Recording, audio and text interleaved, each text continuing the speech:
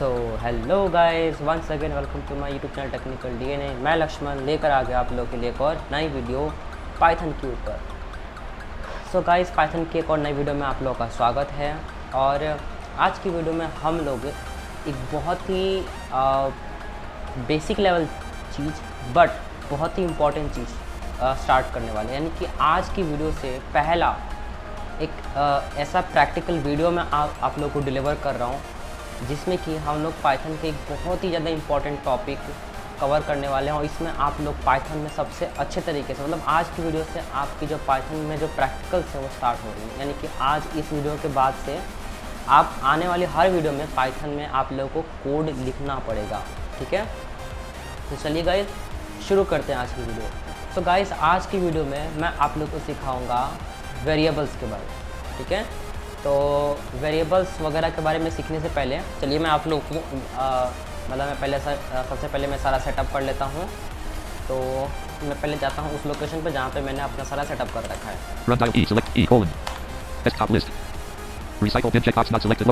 Python lectures में गया okay. तो यहाँ पे कोई भी फाइल्स नहीं बनी, तो मैं यहाँ पे Ctrl+L प्रेस करके अब गाइस ये सारे जो कमांड्स हैं, तरीके हैं, ये सब मैंने प्रीवियस वीडियो में बता रखे हैं, तो प्लीज़ आप लोग उसको एक बार फॉलो कर लीजिएगा अगर आप लोगों ने नहीं किया तो। सबसे पहले तो मैं यहाँ पे एक फोल्डर बना लेता हूँ।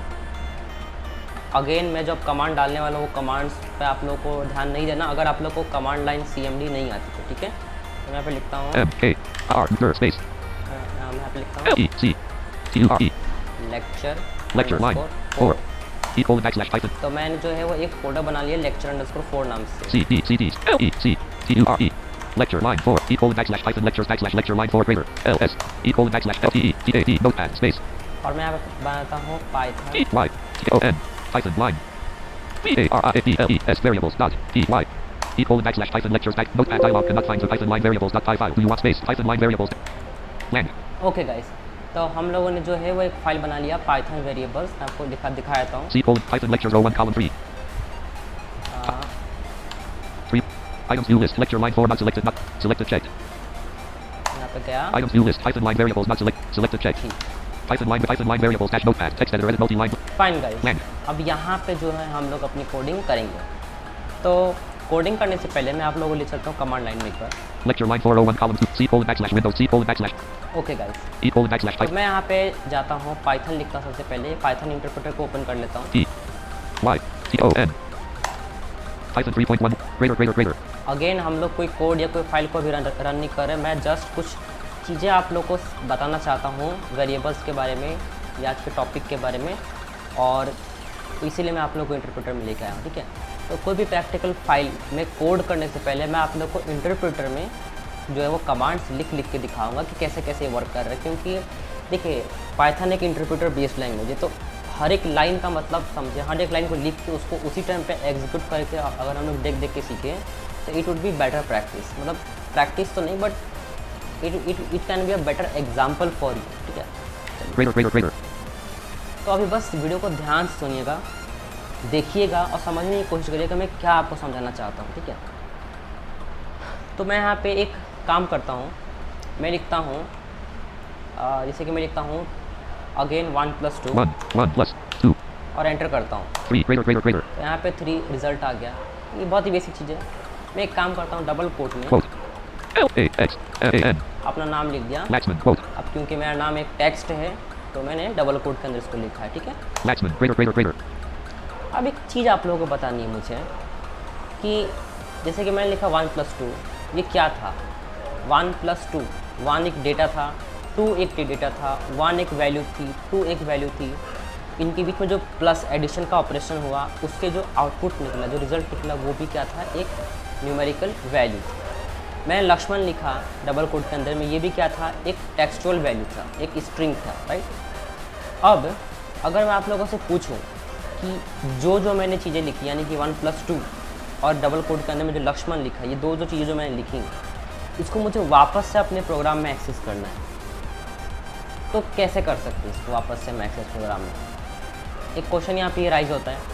अगर मैं आप लोगों से पूछूं, मतलब इन द सेंस मैं आप लोगों से ये पूछना चाहता हूँ कि जब भी मैं कोई प्रोग्राम लिखूँगा तो अपने प्रोग्राम में बहुत बार ऐसी कंडीशंस आएंगी जब मुझे किसी पर्टिकुलर डेटा को through out my code save करके कंटेन करके रखना पड़ेगा, प्रिजर्व करके रखना पड़ेगा और उस डेटा को मैं लेटर ऑन यूज़ करूँगा।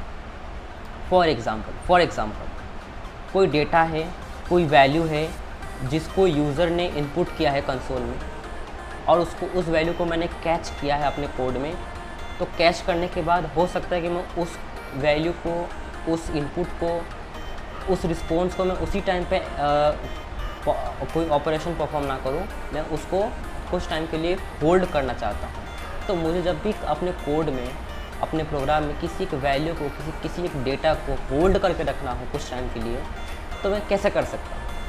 और ये जो होल्डिंग का जो काम है, इसी को हम लोग कहते हैं वेरिएबल। ये जो हमारा जो प्रॉब्लम है इसको सॉल्व करके देता है वेरिएबल।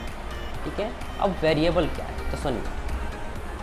वेरिएबल एक ऐसा कॉन्सेप्ट है किसी भी प्रोग्रामिंग लैंग्वेज का, हम लोग पाइथन सीख रहे हैं तो पाइथन में भी ये एक किसी भी प्रोग्रामिंग लैंग्वेज का एक ऐसा कॉन्सेप्ट होता है जिसको आप लोग यूज़ करके किसी भी एक पर्टिकुलर डेटा को स्टोर करा सकते हैं। अगेन वो जो डेटा होता है वो किसी हार्ड डिस्क में सेव नहीं होता आपके या यूज़र के या जो प्रोग्राम रन कर रहे हैं, वो सेव होता है रैम में। ठीक है, आई होप मैं जो आप लोग बता रहा हूँ आप लोग को समझ में आ रहा होगा। अब जब हमारे रैम में जब भी कोई डेटा स्टोर होता है तो स्टोरेज के टाइम पे हर एक वैल्यू का, हर एक डेटा का अपना एक रेफरेंस आईडी, एक रेफरेंस मेमोरी लोकेशन होता है। ठीक है, अब उस मेमोरी लोकेशन को आइडेंटिफाई करना और याद करना, देखना, समझना पॉसिबल नहीं है हमारे लिए। जैसे कि मैंने यहाँ पे लिखा लक्ष्मण, इसको मैं अगर मैं अपने रैम में स्टोर करता हूँ तो एक पर्टिकुलरली कोई एक रैम एड्रेस होगा, जैसे कि 916666000011111112727266, ऐसा करके बहुत लंबी कोई वैल्यूज़ होंगी, कोई मेमोरी लोकेशन होगा, वहाँ पे जाके वो सेव होगा। अब मुझे क्या पता कि कौन से मेमोरी एड्रेस पे सेव होगा, वो तो रैम को और प्रोसेसर को पता है, वो तो उनकी बीच की आपस की बातचीत है। ठीक है, और अगर मान लो मैंने जान भी लिया तो क्या उसको याद रख पाना पॉसिबल है? Obviously not. तो इसीलिए वेरिएबल में जो हमारा कॉन्सेप्ट है वेरिएबल, उसमें हम लोगों ने एक काम किया। हमने क्या किया कि हम लोग किसी डेटा को रैम में स्टोर करेंगे और जिस भी पर्टिकुलर मेमोरी लोकेशन पे वो डेटा हमारा रैम में जाके स्टोर होगा, उस मेमोरी लोकेशन को हम लोग एक नेम से आइडेंटिफाई कर देंगे और उस नेम को अपने कोड में थ्रू आउट द प्रोग्राम में कहीं भी हम लोग जब भी कॉल करेंगे, जब भी हम लोग उसको कहेंगे कि हाँ मैं इस पर्टिकुलर नेम के बारे में बात कर रहा हूँ, तो वो पर्टिकुलर डेटा कॉल होगा। आई होप मेरी बात को आप लोग समझ रहे होंगे। तो जैसे कि मैं यहाँ पे एक छोटा सा एग्जांपल लिख कर दिखाता हूँ। जैसे कि मैंने लिखा यहाँ पे एक्स स्पेस, अच्छा छोड़िए एक्स छोड़िए, सबसे पहले मैं आपको बताता हूँ सिंटैक्स की वेरिएबल कैसे क्रिएट करते हैं। देखिए, वेरिएबल क्रिएट करने के दो स्टेज होते हैं। पहला स्टेज को हम लोग कहते हैं, क्या कहते हैं, पहले स्टेज को हम लोग कहते हैं डिक्लेरेशन स्टेज, यानी कि इस स्टेज में हम लोग कोई एक मेमोरी लोकेशन को डिक्लेयर कर रहे हैं अपने रैम में। ठीक है, और इसी स्टेज में हम लोग उस डिक्लेयर्ड मेमोरी लोकेशन को किसी नेम से स्पेसिफाई करते हैं। ठीक है, और दूसरा स्टेज होता है उसका इनिशियलाइजेशन स्टेज। इस इनिशियलाइजेशन स्टेज में हम लोग उस वेरिएबल के अंदर में वैल्यू असाइन करते हैं। अब जैसे कि मैंने यहाँ पे लिखा एक्स, यानी कि ये था हमारा वेरिएबल नेम। ठीक है, स्पेस, मतलब आपको कोई वेरिएबल नेम लिखना है, यहाँ पे मैंने वेरिएबल नेम में एक्स लिखा, स्पेस किया, इक्वल, ये क्या था हमारा असाइनमेंट ऑपरेटर, स्पेस किया, स्पेस, यानी कि हम एक्स को एक वैल्यू असाइन कर रहे हैं और वो क्या है, लेट्स सी, वो है 1। मैं एंटर करता हूँ सिंपली, तो मेरा जो है वो एक्स के अंदर में वैल्यू असाइन हो गई। अब ये जो मेरा 1 है, नंबर 1, ये 1 किसी पर्टिकुलर मेमोरी लोकेशन पे जाके सेव हो गया है, होल्ड हो गया है, स्टोर हो गया है, और उस मेमोरी लोकेशन को मैं एक्स नाम से डिनोट कर रहा हूँ। ठीक है, अब मैं अगर मैं यहाँ पे लिखता हूँ एक्स और एंटर करता हूँ 1 तो मुझे यहाँ पे आउटपुट मिलता है 1। बट अगर मैं यहाँ पे लिखता हूँ y और एंटर करता हूँ तो मुझे यहाँ पे एक एरर मिलेगा। एंटर कर रहा हूँ, trace stack left parent, most recent call last right parent, colon, file quote less did greater quote, line 1, then less module greater, name error colon, name year is not defined, greater. क्या बोल रहा है कि name error colon name y is not defined, यानी कि आपने अपने programme में, अपने कोड में, अपने इंटरप्रेटर में आपने कहीं भी वाई नाम से कोई डेटा स्टोर नहीं किया हुआ, ठीक है। बस इस एरर का इतना सा मतलब है, ठीक है। अब मैं इस एक्स को कहीं भी यूज़ कर सकता हूँ, कहीं भी, ठीक है। एक काम करते हैं, अब वाई अब बोल रहा है कि भाई हमने वाई नाम से कुछ भी असाइन नहीं किया, तो वाई नाम से भी कुछ हम लोग डिक्लेयर कर देते हैं, डिफाइन कर देते हैं।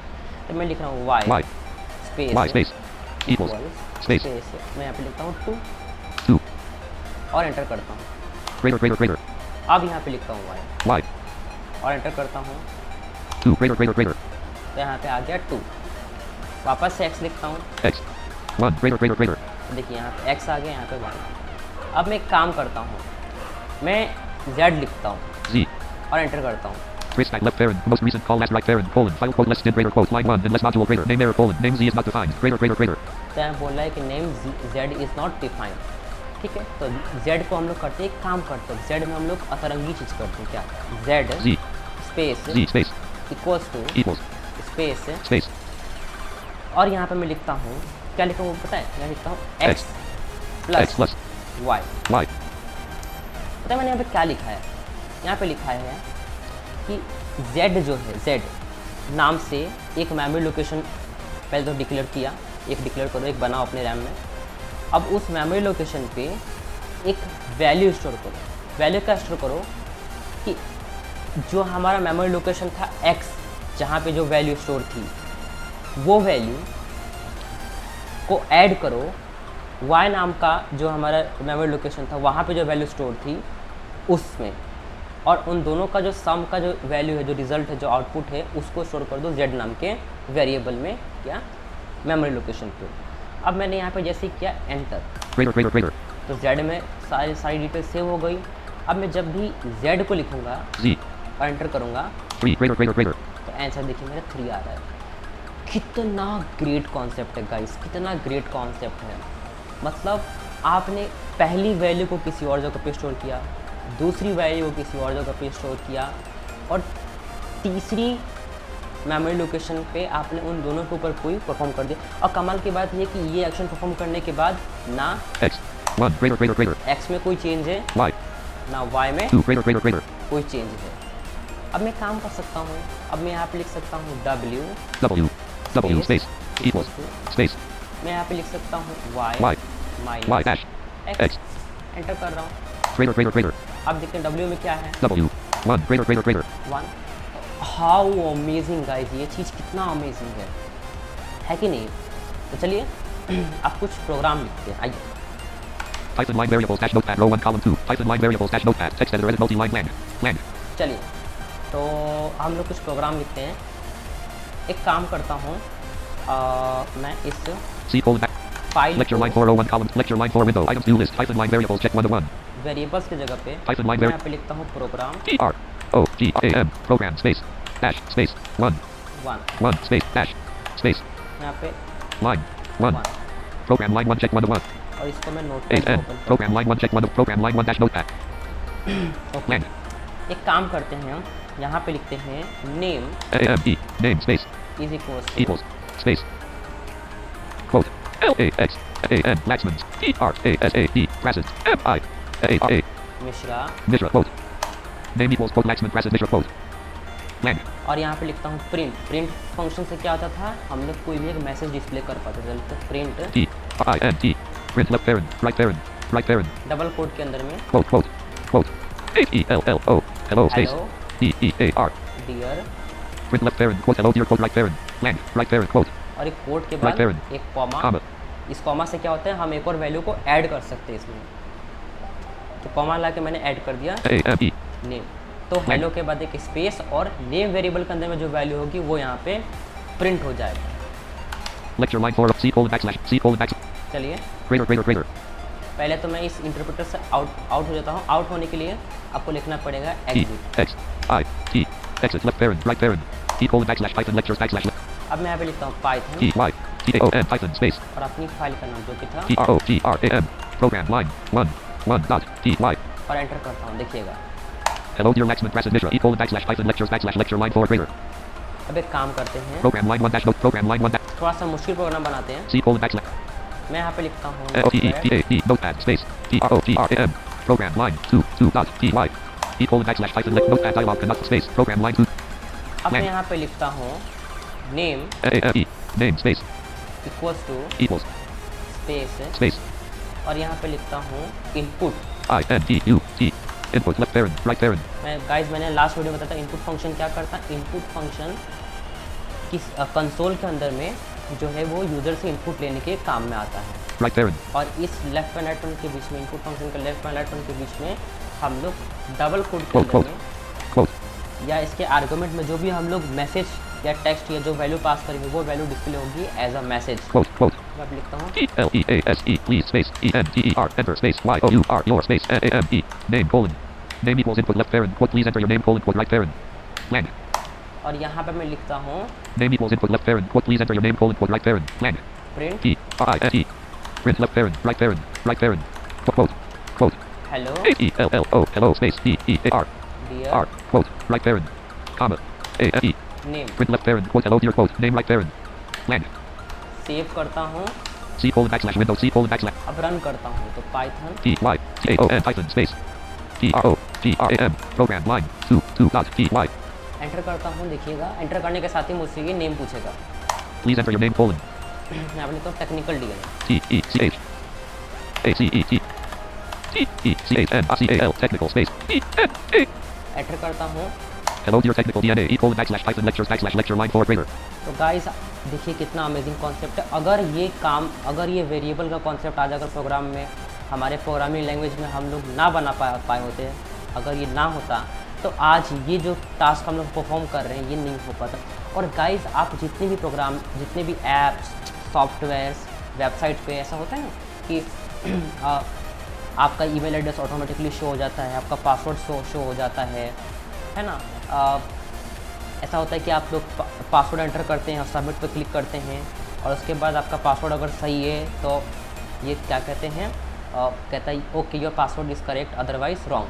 तो ऐसी जितनी भी चीज़ें हैं कि यूज़र से वैल्यू को लेना, उसको डेटाबेस तक पहुंचाना, डेटाबेस में चेक करना कि पासवर्ड करेक्ट है कि नहीं है, फिर डेटाबेस से आंसर को ले आना, ये सारे जो काम है वो वेरिएबल्स के थ्रू ही ट्रांसमिट होता है। अगर वेरिएबल ना होना तो प्रोग्राम में जो ब्रिज जो क्रिएट हो रहा है, देखिए ये जो नेम नाम का वेरिएबल है क्या कर रहा है, हमारे प्रोग्राम और एक यूज़र के बीच में क्या कर रहा है, एक ब्रिज क्रिएट कर रहा है। यूज़र ने वैल्यू दी, उसको उसने स्टोर किया, फिर उस वैल्यू को हम लोगों ने मैनिपुलेट करके अपने अकॉर्डिंग एक्शन परफॉर्म किया, यूज़ किया हम प्रोग्रामर ने। कितना कमाल का, कितना अमेजिंग कॉन्सेप्ट है गाइस, इसके बिना तो कोई काम ही ना हो पाए। सो आई होप गाइस आप लोगों को समझ में आया होगा। ये एक बहुत ही इंटरेस्टिंग और बहुत ही बुनियादी कॉन्सेप्ट है पाइथन का। इसके बिना गाइस कुछ भी पाइथन में कर पाना is impossible. So okay guys, चलिए मिलते हैं अगली वीडियो में, तब तक के लिए गुड बाय। आई होप आज की वीडियो आप लोग को पसंद आएगा। वीडियो को पसंद है वीडियो को लाइक करिएगा, शेयर करिएगा दूसरों के साथ, और मेरे चैनल पर नए हैं जो मेरे चैनल को सब्सक्राइब करके जाइएगा। सो ओके गाइस, मिलते हैं अगले वीडियो में, तब तक के लिए goodbye and have a nice day.